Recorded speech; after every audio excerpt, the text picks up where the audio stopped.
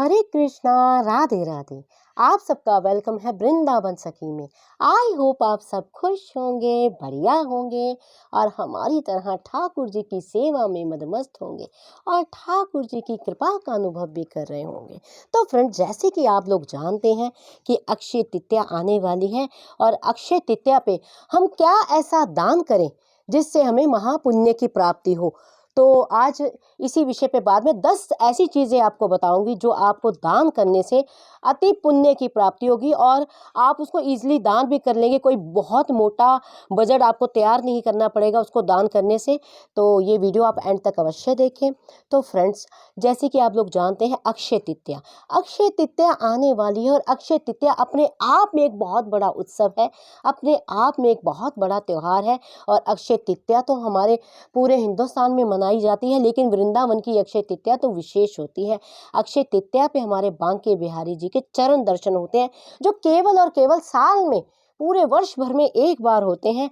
और देखिए, सुबह तो चरण दर्शन होते हैं और चरणों के पास ठाकुर जी के चंदन का पेड़ा रखा जाता है, लेकिन शाम के टाइम जो है उनके सर्वांग अंग दर्शन होते हैं।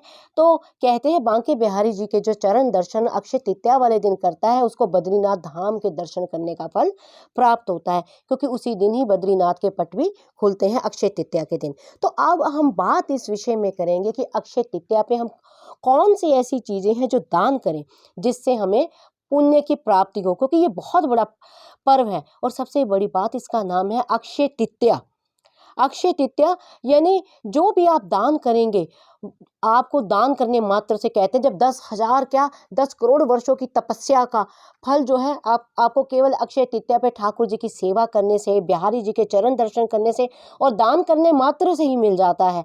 जब पहले युग में आप सुनते थे ऋषि मुनि होते थे, करोड़ों साल तपस्या करते थे, तो वो फल आपको इस ऐसे इन चीज़ों को दान करने से ही मिल जाएगा। तो दान करने के लिए सबसे पहली वस्तु कौन सी है, किस चीज़ का आप दान कर सकते हैं? तो देखिए, दान करने के लिए सबसे पहली जो वस्तु है वो होता है मिट्टी का एक घड़ा। यानी मिट्टी का एक घड़ा। मिट्टी का घड़ा आप लोग जानते हैं वो ठंडा होता है, शीतलता प्रदान करता है। आप मिट्टी का घड़ा भी दान कर सकते हैं। और फिर दूसरी चीज़ जो मैं आपको बताऊंगी वो क्या है, वो है सत्तू। आपने सुना होगा सत्तू होता है, सत्तू को पिया भी जाता है, सत्तू को का आटा भी बनाया जाता है। तो आप सत्तू को भी दान कर सकते हैं। अगर हो सके तो ठाकुर जी को भी सत्तू का भोग आप अवश्य लगाएं, क्योंकि सत्तू भी ठंडा होता है। तो सत्तू का भी आप दान कर सकते हैं। और जो तीसरी चीज़ है वो है गुड़। तो आप गुड़ का भी दान कर सकते हैं। मान लीजिए आप गुड़ का दान, आपके पास गुड़ नहीं है तो आप चीनी का भी दान कर सकते हैं, आप शक्कर का भी दान कर सकते हैं। तो वो दान भी बहुत बड़ा दान माना जाता है। और फिर उसके बाद अगर आप दान करना चाहते हैं तो आप तिल भी दान कर सकते हैं। तिल दान महादान माना गया है और तिल को तो बहुत बड़ी और अक्षय तृतीया पे दान करने से कभी भी दान आपका क्षीण नहीं होता, वो अक्षय होता है। तो आप तिल का दान भी कर सकते हैं। तिल हो सके तो काले तिल दान करें, अगर काले नहीं मिलते हैं तो आप सफ़ेद तिल का भी दान कर सकते हैं।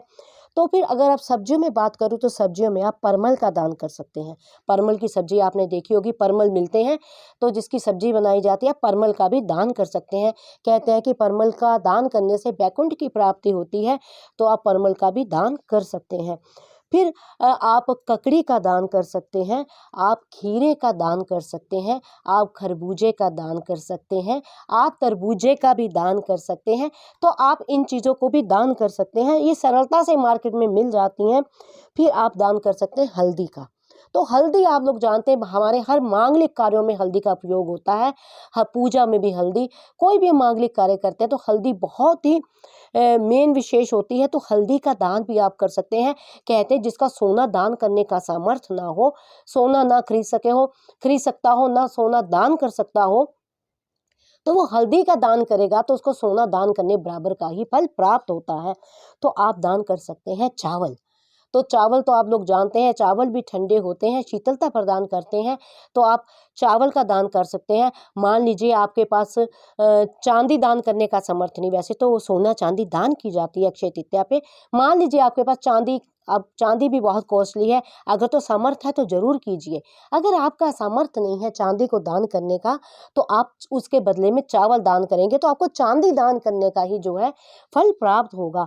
तो आप इस तरह से ये दान कर सकते हैं। और कहते हैं झाड़ू का भी दान कर सकते हैं। झाड़ू यानी झाड़ू जो होता है, आप लोग जानते होंगे कि जैसे हम लोग दिवाली पे झाड़ू की पूजा करते हैं, झाड़ू जो है माता लक्ष्मी का प्रतीक है, तो आप झाड़ू का भी दान कर सकते हैं। और ये ऐसी सरल चीज़ें हैं जो आराम से ईज़िली मार्केट में आपको मिल जाती हैं और बहुत कम बजट में भी मिल जाती हैं। तो आप इसको जितना आपका सामर्थ्य है उतनी उतनी मात्रा में खरीद के आप इसको दान कर सकते हैं। और ये दान महादान है। ये दान करने से आपका भाग्य भी सुधरेगा, घर में सुख शांति समृद्धि बढ़ेगी, धन वैभव भी आपका बढ़ेगा। तो आई होप आपको पता लग गया होगा कि अक्षय तृतीया के दिन हमें किन किन चीज़ों का दान करना चाहिए। लेकिन फिर भी अगर आपके मन में कोई प्रश्न, कोई क्वेश्चन, कोई क्वेरी हो तो मुझे आप कमेंट बॉक्स में लिखिए। जितना मैं प्रयास करती हूँ आपके प्रश्नों का उत्तर देने का, जितना मैंने संतों से सुना है, जितना मैंने अध्ययन किया है, जितना मैंने रसिकों के संग से पाया है और जितना ठाकुर जी के प्रेम में पाया, उसके अकॉर्डिंग ही मैं आपके प्रश्नों का उत्तर आपको देती हूँ। और अगर आपको ये वीडियो अच्छा लगा हो तो इस वीडियो को लाइक करना, शेयर करना, सब्सक्राइब करना ना भूलें। हरे कृष्णा, राधे राधे।